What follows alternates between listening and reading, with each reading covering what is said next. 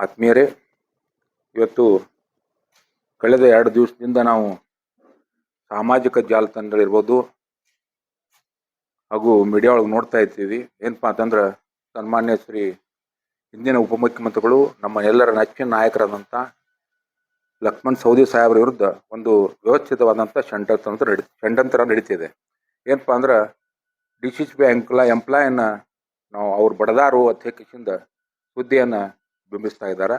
ಅಂಥ ಕೆಲಸ ಮಾಡುವಂಥ ವ್ಯಕ್ತಿ ಅವರಲ್ಲ.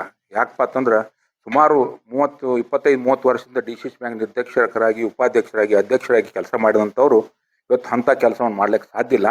ಆ ಬ್ಯಾಂಕಿನಲ್ಲಿ ಇರುವಂಥ ಎಂಪ್ಲಾಯದ್ ಗುಂಪುಗಳದ, ಆ ಗುಂಪುಗಳಲ್ಲಿ ಭಿನ್ನಾಭಿಪ್ರಾಯ ಇರೋದ್ರಿಂದ ಅಂಥ ಅಹಿತಕರ ಘಟನೆ ಆಗೈತಿ. ಅದಕ್ಕೆ ದಯವಿಟ್ಟು ಏನೈತಿ, ಯಾರೇ ಲಕ್ಷ್ಮಣ್ ಸವದಿ ಸಾಹೇಬ್ ಮೇಲೆ ಏನು ಅಪವಾದ ಮಾಡ್ತಾರೆ ಅದು ತಪ್ಪು ಅನ್ನುವಂಥ ಮಾತನ್ನು ಕೂಡ ಈ ಸಂದರ್ಭ ಹೇಳ್ತಾನೆ. ಇನ್ನೊಂದು ಏನಪ್ಪ ಅಂದ್ರೆ ಅಂಥ ಕೆಲಸವನ್ನು ಅವ್ರ ಚಿರಂಜೀವಾಗಲಿ ಅವರಾಗಲಿ ಮಾಡಿಲ್ಲ ಅನ್ನುವಂಥ ವಿಶ್ವಾಸ ನಮಗೈತಿ. ಇದನ್ನು ಜನ ಏನಪ್ಪ ಅರ್ಥ ಮಾಡ್ಕೋಬೇಕು. ಯಾಕಪ್ಪ ಅಂತಂದ್ರೆ ಒಬ್ಬ ಜನಪ್ರತಿನಿಧಿಯನ್ನು ಹೆಸರು ಕೆಡಿಸುವಂಥ ಕೆಲಸನೂ ಭಾಳಷ್ಟು ಕಡೆ ಆಗ್ತಿರ್ತಾವೆ. ಆ ದೃಷ್ಟಿ ಒಳಗೆ ತಮ್ಮೆಲ್ಲ ಮಾಧ್ಯಮದ ಮುಖಾಂತರ ನಾನು ವಿನಂತಿಕೊಳ್ಳೋದು ಏನಪ್ಪ ಅಂದ್ರೆ ದಯವಿಟ್ಟು ಯಾರೂ ಅವರ ಒಳ್ಳೆಯ ವ್ಯಕ್ತಿ ಮೇಲೆ ಅಪವಾದವನ್ನು ಕೊಡುವಂಥ ಕೆಲಸ ತಾವು ಯಾರೂ ಮಾಡಬಾರ್ದು ಅನ್ನುವಂಥ ಮಾತನ್ನು ಕೂಡ ಈ ಸಂದರ್ಭ ಹೇಳಿ ನಾನು ಹೇಳ್ಬಾರ್ದು. ಪತ್ರಿಕಾ ಮತ್ತು ಮಾಧ್ಯಮ ಮಿತ್ರರಲ್ಲಿ ಎಲ್ರಿಗಲ್ಲಿ ಕೂಡ ಮೊದಲಿಗೆ ಕ್ಷಮೆ ಕೇಳಲಿಕ್ಕೆ ಬಯಸ್ತೇನೆ. ಒಂದಿಷ್ಟು ತಡವಾದ ಕಾರಣ.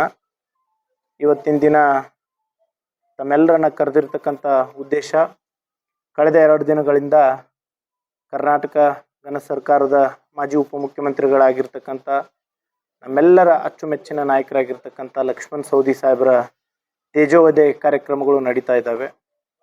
ವಿಶೇಷವಾಗಿ ಅವರ ಸತತ ಗೆಲುವುಗಳನ್ನು ಅರಗಿಸಿಕೊಳ್ಳಲಾಗದೆ ಮತ್ತು ವಿಶೇಷವಾಗಿ ಅವರ ಬೆಳವಣಿಗೆಯನ್ನು ಸಹಿಸಿಕೊಳ್ಳಲಾಗದೆ ಇವತ್ತಿನ ದಿನ ಈ ರೀತಿಯಾದರೂ ಮಾಡಿ ಅವರನ್ನು ಕುಗ್ಗಿಸ್ಬೇಕು ಅನ್ನುವಂಥ ಒಂದು ಕುತಂತ್ರದಿಂದ ಒಬ್ಬ ಪಕ್ಷಾತೀತವಾಗಿ ಅಭಿಮಾನಿಗಳನ್ನು ಹೊಂದಿರತಕ್ಕಂಥ ನಾಯಕರು, ವಿಶೇಷವಾಗಿ ಜಾತ್ಯತೀತವಾಗಿ ಅಭಿಮಾನಿಗಳನ್ನು ಹೊಂದಿರತಕ್ಕಂಥ ನಾಯಕರ ಮೇಲೆ ಒಂದು ಗೂಬೆ ಕೂಡಿಸಿ ಅವರ ತೇಜೋವಧೆ ಮಾಡಬೇಕು, ಈ ರೀತಿಯಾದರೂ ಮಾಡಿ ಅವರು ರಾಜಕೀಯವಾಗಿ ಹಿನ್ನಡೆ ಮಾಡಬೇಕು ಅನ್ನುವಂಥ ಷಡ್ಯಂತ್ರ ಏನು ನಡೀತಾ ಇದೆ, ಇದನ್ನು ನಾವು ಭಾಳಷ್ಟು ದೊಡ್ಡ ಮಟ್ಟದಲ್ಲಿ ಖಂಡಿಸ್ತೀವಿ.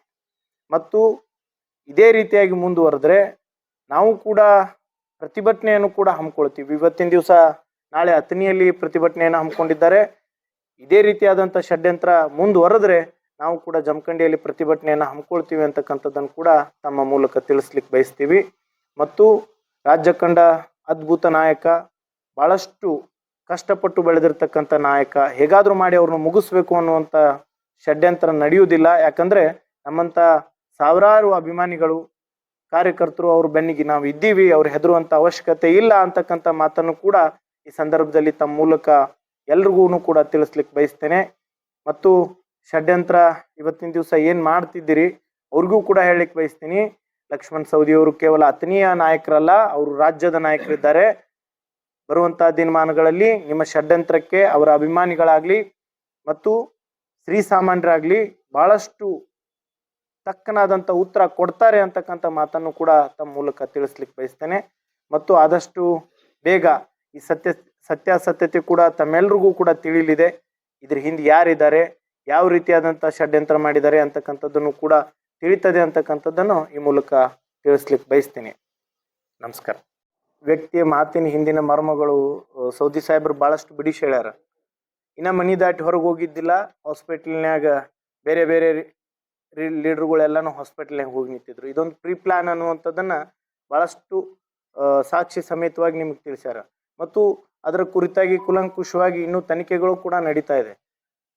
ಅದು ಹೊರಗೆ ಬರಲಾರ್ದನೆ ಈ ರೀತಿಯಾದಂಥ ಹೆಸರನ್ನು ಕೆಡಿಸ್ತಕ್ಕಂಥದ್ದು ತಪ್ಪು. ಮತ್ತು ಇದನ್ನು ಭಾಳಷ್ಟು ದೊಡ್ಡ ಮಟ್ಟದಲ್ಲಿ ನಾವು ಖಂಡಿಸ್ತೀವಿ.